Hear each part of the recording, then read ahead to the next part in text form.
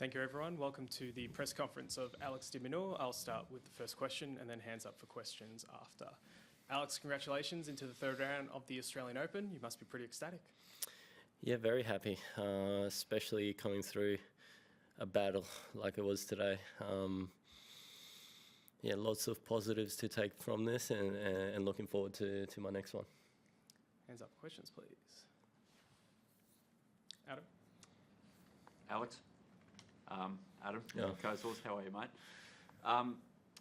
When did you start to feel comfortable out there with what he was throwing at you? Because, yeah, he was coming up with these magic tricks and you were having to withstand it, and you finding the balance between power and then just settling into a rally. How did you find that process?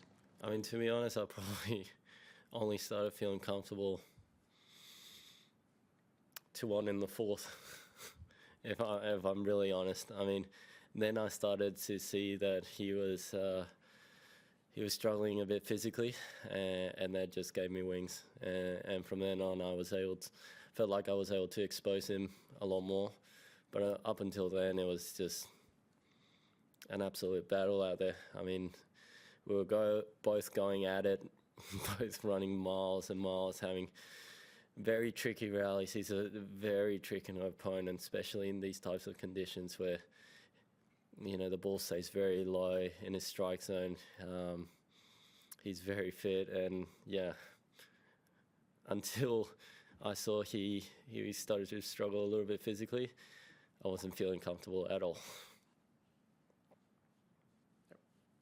Alex, so your next opponent, Benjamin Bunsey, you've had some recent wins over him, and obviously one was really special with the Davis Cup. But I also wondered, Nick Kyrgios played him at the US Open. I mean, would you reach out to him, or do you sort of, I guess, bank on your own knowledge? And I mean, if I hadn't played him twice recently, then probably. But yeah, he's a tough opponent. We had a battle in Davis Cup, and then I played a very good match in Stockholm. I know what to expect, and you know, I'm going to have to be physically ready to bring it all out there again. It's going to be some grueling rallies. He's a very solid opponent and a competitor, so I'm looking forward to it. It should be a great battle. Nick? Alex, where do you rank this in terms of, I mean, you've had a lot of pretty great battles, several in this country. Where would you put this one? And how much do you feel like you draw now on your experience and knowing how to use the crowd and how to find sort of your right level in these situations? Yeah, that's a good question. I reckon this one was one of those matches where it's gonna stay with me for a while, because I dug very deep into kind of a place that I wasn't really sure was there. So, you know, it's always great when you can dig deep and find something that you didn't think was there. So, look, it wasn't looking great out there. He was playing some great tennis. I knew it was going to be a battle, but I wasn't really sure how I was going to turn that around. But I found something within me to kind of tell me to keep on going, add an extra level of intensity, and then managed to change the whole match around. But look, if I lose that third set, then all of a sudden he's got the momentum, he's got the energy, and it's a very, very uphill battle. So I dug very deep, and I'm very proud of that. Adam? Sorry, back to me. Rumour has it you had one day off, and that shows on nights like tonight. What did you do on that day off?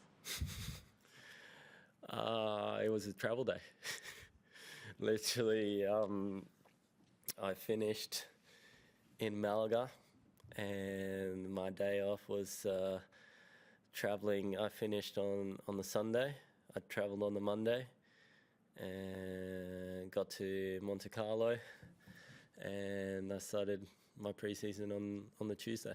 So It wasn't my ideal day off. Let's just say that. I was hoping for a little bit more relaxing, but hey, it is what it is. I mean, no rest for the wicked.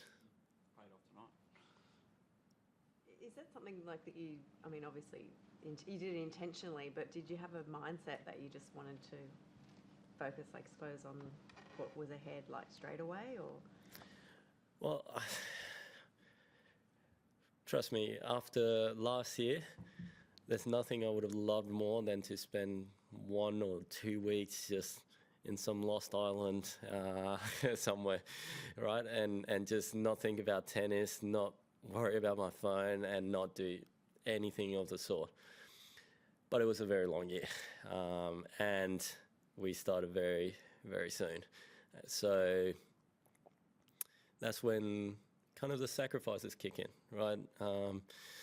You can either decide to want the extras, the 1%ers, be professional, and tell yourself that you'll get some time off, sometime in the year to really get these types of results. I mean, I could have easily just taken a couple of weeks off and probably come here a little bit underdone, but that's not the person I am, and I always want to get the absolute most out of this wonderful body I've got. Couple more. Yep. You mentioned Alexei when you're out on the court. I mean, I don't know if you saw much of his match, but he talked about how he's won more games this year already than he won than he won all of last year. I mean, what do you see in him, and did you, I guess, reach out to him last year, and where do you think he can go in this tournament? Yeah, Alexei, he spends a bit of time in Nice, so we hit a couple times in Monaco. And I mean, I've grown up with him. I've played Davis Cup with him. He probably didn't have the year he wanted last year, but the potential he's got is being shown right now. I mean, just this Aussie summer, he's had now 2 top 10 wins, and he's a big guy with a big game, and he's very dangerous. One of those guys that I'm sure no one really wants him on the other side of the court. So it's amazing to see Aussies do great, and it makes me very proud, and it makes me excited because ultimately that's going to be, us and hopefully flying the flag and, doing Australia proud, whether it's in Olympics, team competitions, Davis Cup. I think that's exciting. Last one. Nick? You said, when you dug deep, you felt like you found something you didn't know that was there. Obviously, you play sport to win, but how satisfying is it as an athlete to find something that you didn't necessarily know that you could dig in and find? Well, I feel like athletes, tennis players, we are constantly banging our head against a wall, right? A lot of the time during a match. And, we're banging our heads and nothing's really happening until at some point there's a little crack. And once you see that crack, then you can tell yourself you can keep going, and there's actually a chance to really get through this wall. So it's a lot mentally out there, but probably one of the phrases that I've always loved, and it's kind of ingrained in my head, is when the going gets tough, the tough get going. And that's kind of what I was trying to tell myself out there, to just dig deep, find something, and that's what, those are the differences in these types of matches, and to find yourself and to improve for bigger matches, and you can bring that for the big time matches for sure. Thank you, Rafael. Thank you.